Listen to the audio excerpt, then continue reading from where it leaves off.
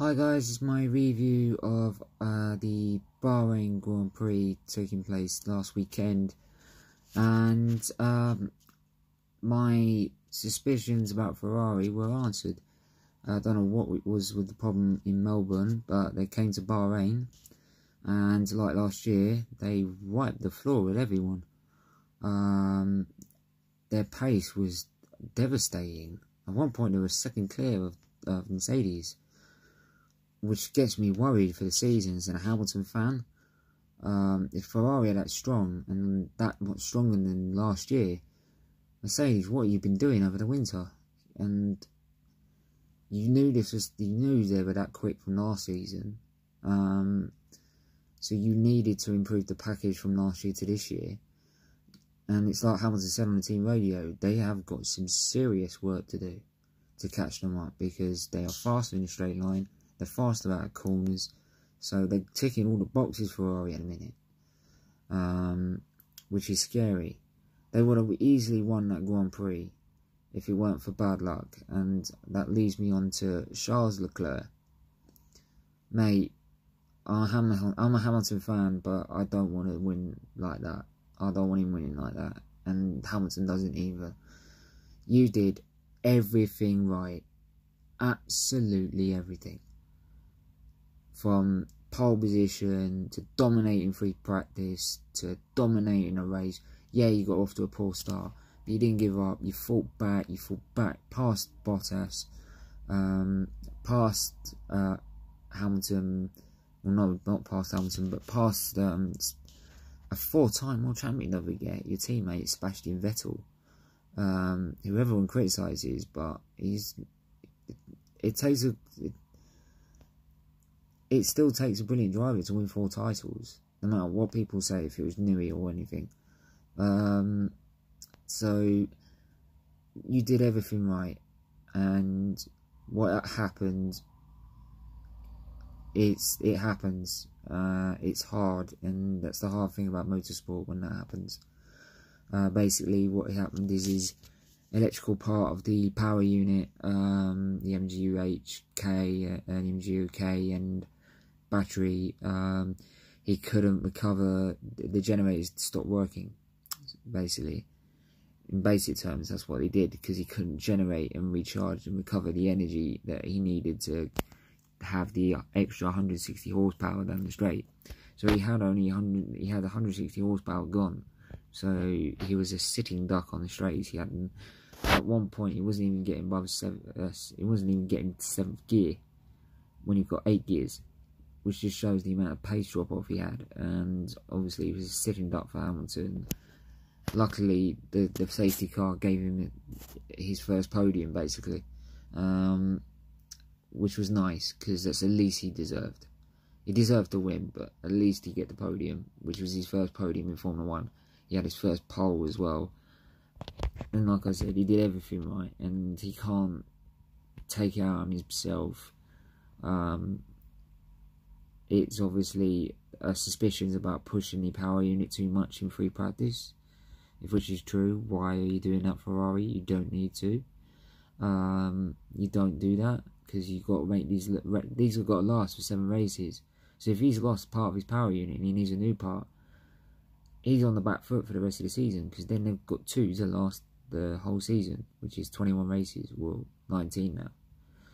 So, yeah, so you can't do that with the engine, because you're gonna pay the price later on in the season. They did it in 2017. I felt they were pushing so much to keep up with Mercedes, and then it didn't prove very good in the end, because Vettel had so many problems, which then basically gave Hamilton the title.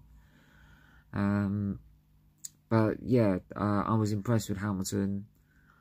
Put 20 seconds on Bottas, which was exactly what he needed. He needed to reply to the dominance of Bottas in Melbourne, and he did that absolutely brilliant. Some brilliant overtakes, battling with you can tell between the difference between Sainz and Verstappen, where they had a collision, and then you can see the difference between a 4-time world champion and a 5-time world champion.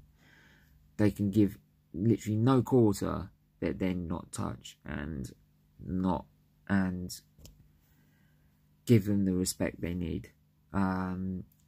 The Vettel then, because it was very windy that race, the conditions were changing every lap, which is probably why I thought Hamilton was catching Vettel, because he was handling it better.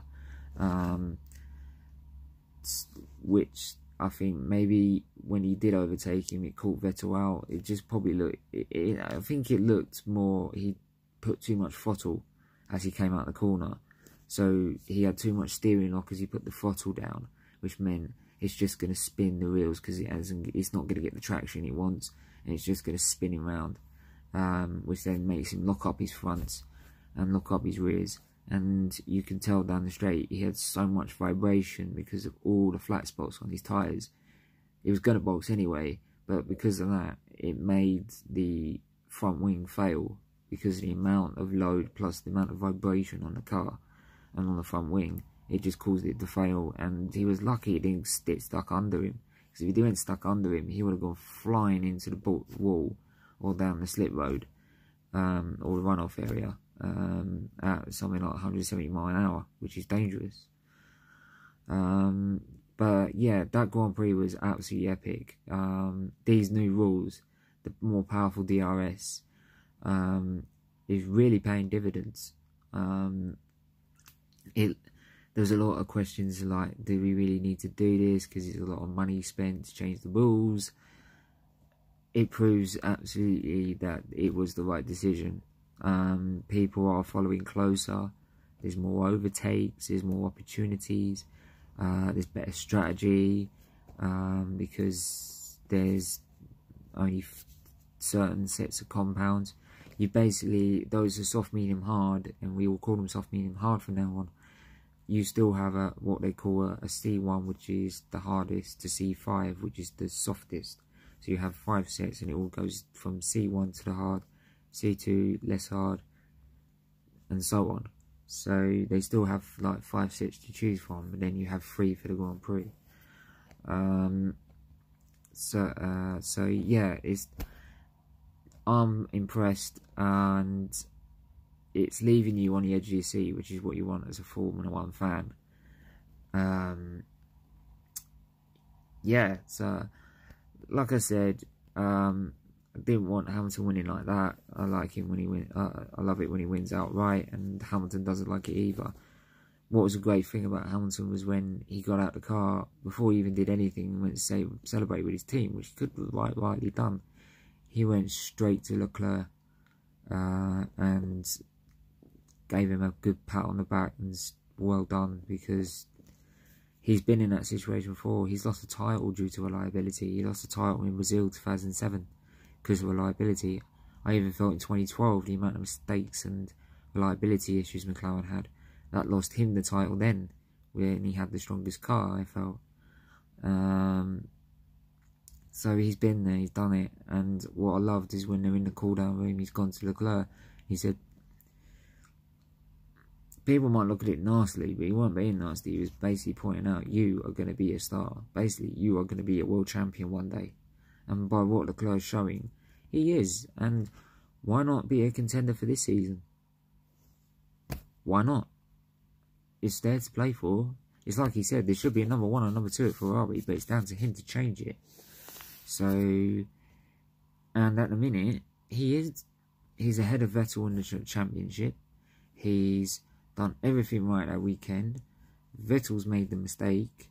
And don't forget, it was like Azerbaijan last year, he made the mistake. Then it was China, he made a mistake with his pit stop, which then led to Bottas getting ahead. All these little mistakes, we all say, yeah, it's the beginning of the season, but these little mistakes all add up. And in the end, it's the mistakes last season that then gave Hamilton the title. Not saying that Hamilton didn't perform well, he performed out of his skin.